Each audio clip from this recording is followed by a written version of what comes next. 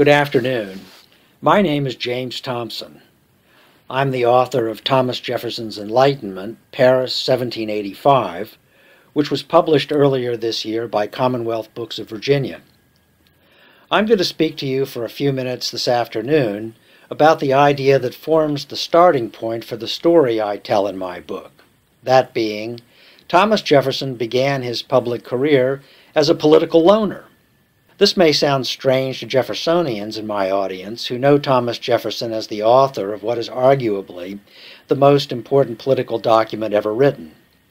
This famous picture by John Trumbull shows Thomas Jefferson submitting the Declaration of Independence to the Second Continental Congress. This is the man most of us know, at the center of the political whirlwind during the American Revolution.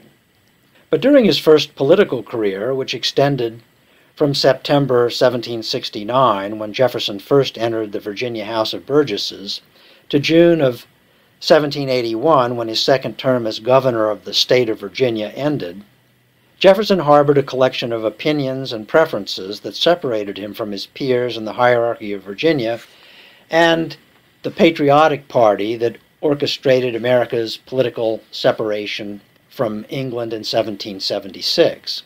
In the time I have today, I'm going to comment on three of these Jeffersonian heterodoxies. First, Jefferson was a man of reason, not a man of faith. His reason led him to object to the orthodoxies of Virginia's Anglican Church and to its exercise of political power in the colony. Jefferson was, in other words, a dissenter.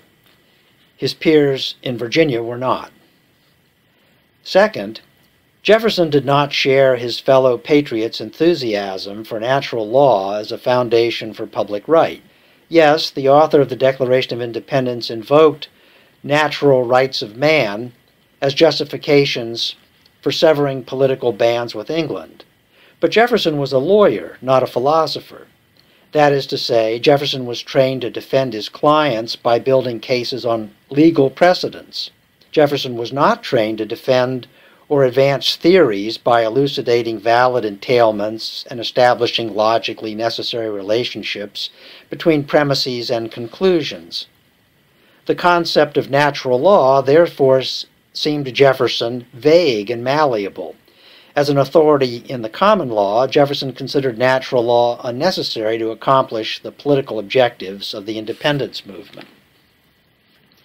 Third, Jefferson spent most of the American Revolution on his mountaintop, devising ways to dismantle the hierarchical system that channeled the wealth and political power of Virginia into the hands of the few.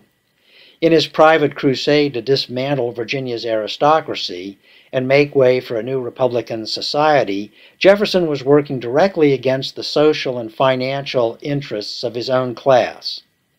Because Jefferson was aware that these positions might undermine his social relationships and political opportunities, he was careful to keep them to himself.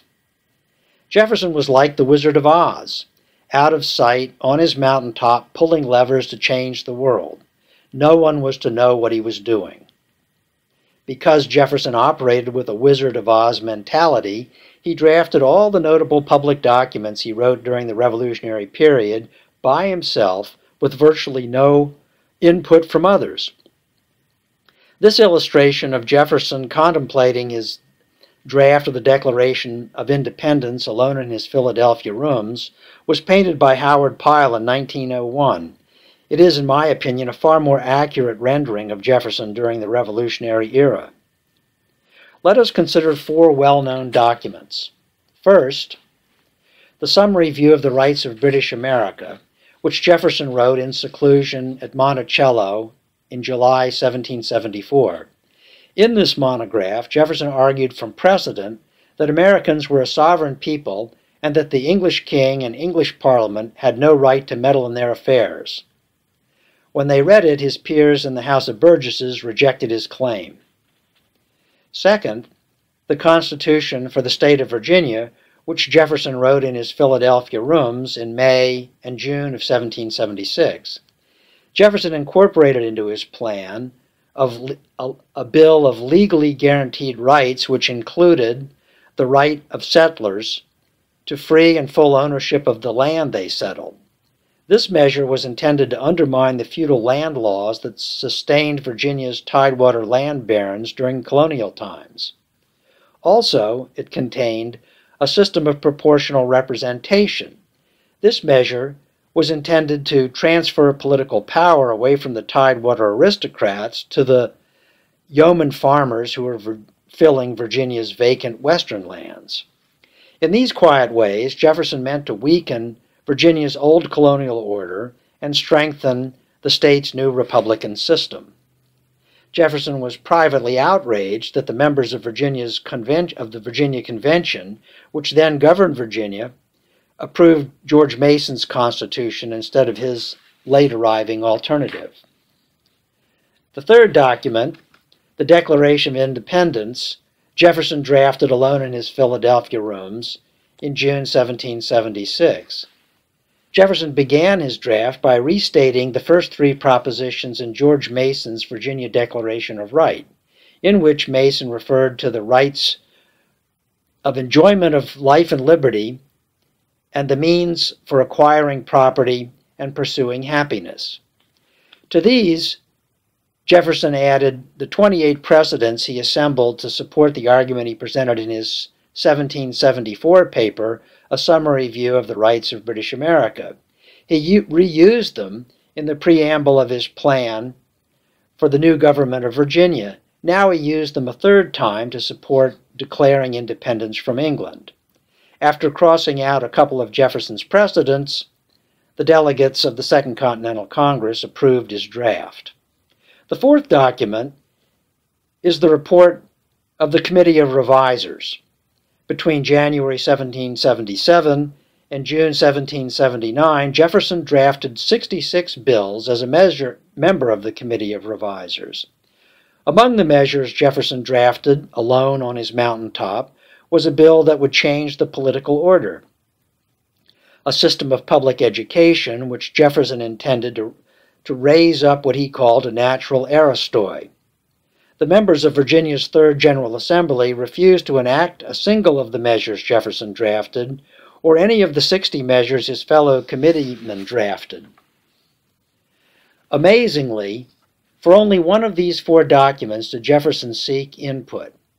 He may have consulted with George Wythe on one or two fine points for his Constitution for the state of Virginia. This circumspect political loner was the man who sailed to France in June of 1784. I show in my book how this circumspect political loner transformed during his 5 years in France into a progressive political leader. This new man when he returned, waged and won the Second American Revolution and the presidential election of 1800. When you read the book, read it with this in the back of your mind. Nothing changes faster than history. This concludes my comments today on Thomas Jefferson, the political loner. If you have questions about this or other aspects of Jefferson's life, you can contact me at jct@commonwealthbooks.org. You can look inside the book and purchase Thomas Jefferson's Enlightenment at www.commonwealthbooks.org. Thank you for joining me today. I look forward to speaking with you again soon.